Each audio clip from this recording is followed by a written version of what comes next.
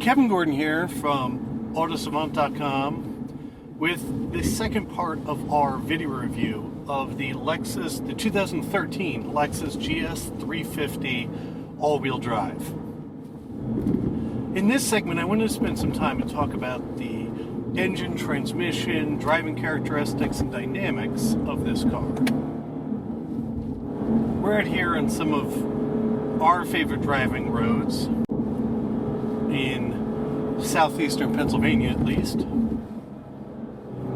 So let's talk about the engine at first. It's almost 3.5 liter V6 that's mounted the way it should be. It makes 306 horsepower and 277 foot-pounds of torque, and it's a car that weighs just under 4,000 pounds. In fact, with all the luxury stuff that's in this one, it may touch the 4,000 pound mark.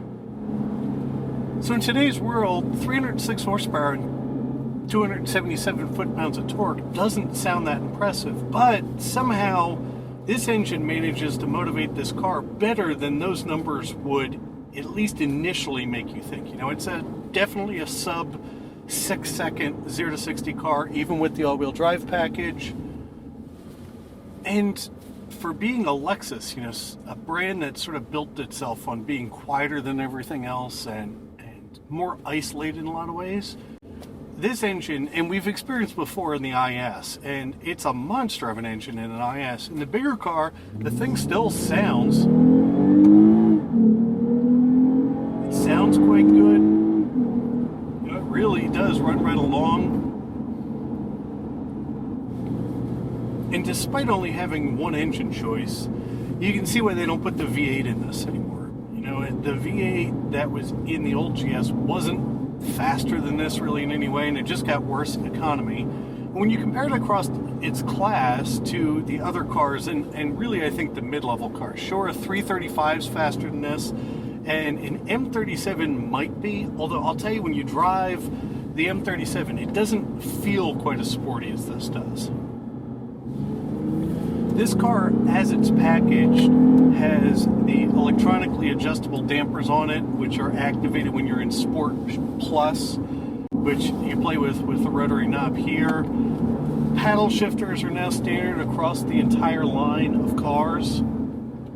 And, they work well. It doesn't do any of that fake shifting for you. It won't, if you leave it in fourth gear and stomp on it, it's not really going to go anywhere unless you're moving. You need to go make the decisions for yourself when you're in manual mode. One of those disappointments is the fact that this still has a 6-speed transmission, which I realized just a few years ago would have sounded weird, but today you do sort of expect to get more ratios, and this car could definitely use them.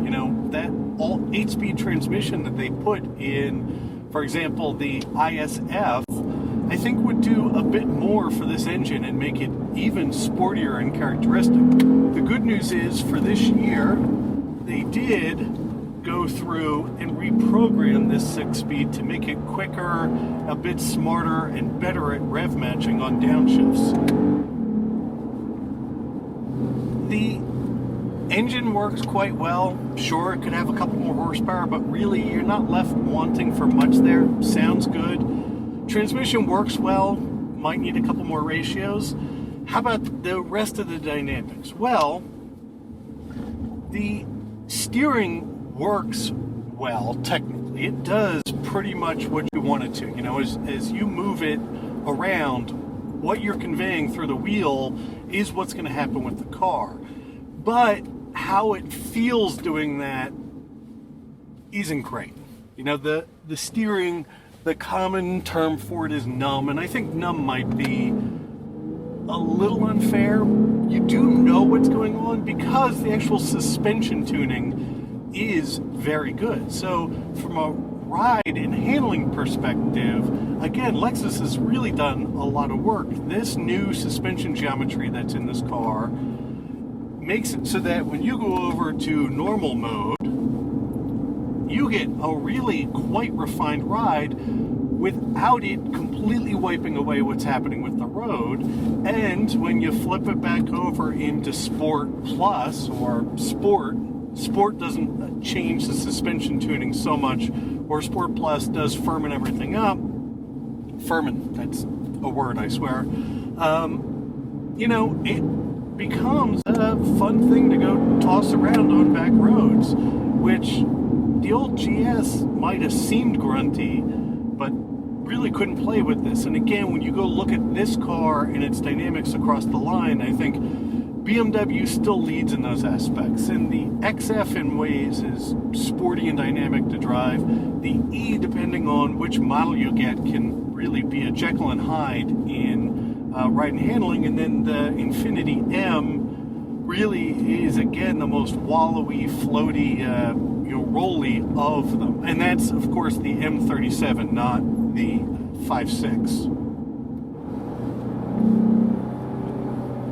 When you get to handling at the limits in the GS, it is, at least in the all-wheel drive version, definitely designed to terminally understeer. By terminally understeer, I mean the more you turn the wheel, it's going to try to push itself straight and not really involve the rear end. In Sport Plus, they say they've adjusted the stability system so it has a bit more play in it, but I've yet to been able to activate it. And whenever you really start to get into it, the stability control system, even though it says you can turn off traction, doesn't say you can fully turn off stability. It's definitely not defeatable, and very rarely, I think, would it come into play. With the rear-wheel drive only one, I think that might be a bit of a different story, but we haven't had a chance to drive one of those yet.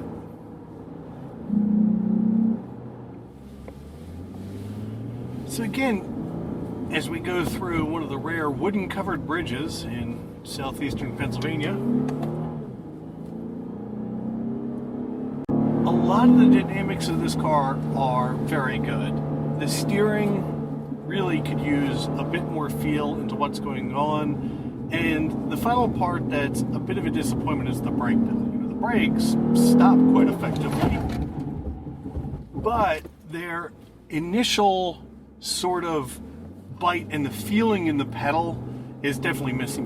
The pedal isn't squishy, it's just, again, a little remote in letting you know what's going to go on. So here's part 2 of our Lexus GS350 all-wheel drive review. I'm Kevin Gordon from Autosavant.com. Check back tomorrow as we walk through all the technology that comes in this well-optioned tester.